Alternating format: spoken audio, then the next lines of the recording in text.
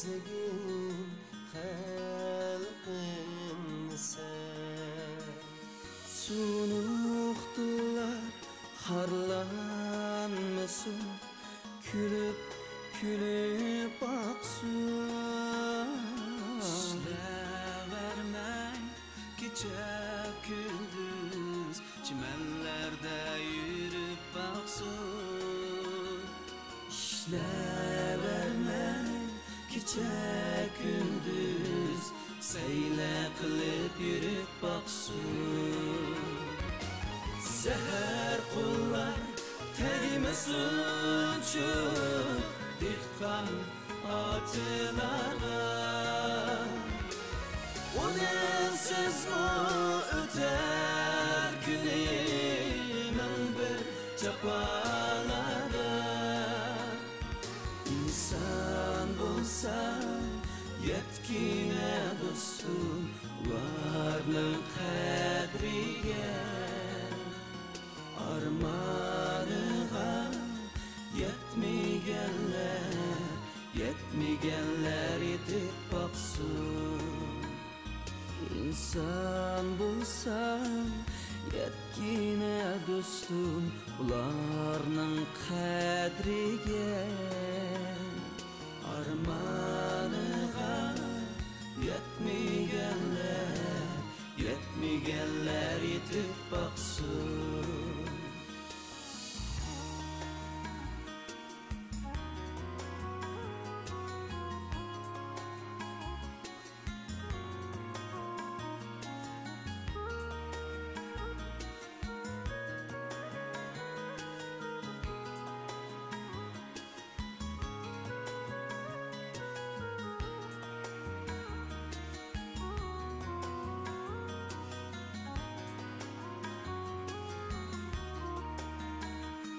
İnsan bulsan elni süygin Öz elimde yirak bulma Haram dünya tamasida Sen halkını harlama Puşayman var haman sana Özümni aldılar Dihqanlarım rahatlanıp gidip baksın Seher kullar tegmesin şu dihqan atılara Onensiz mi öter günümün bir çapalara Seher kullar tegmesin şu dihqan atılara Onensiz mi öter günümün bir çapalara İnsan bulsan yetkine dostum Ularның kadriye Armanığa yetmegenler yetip baksın İnsan bulsan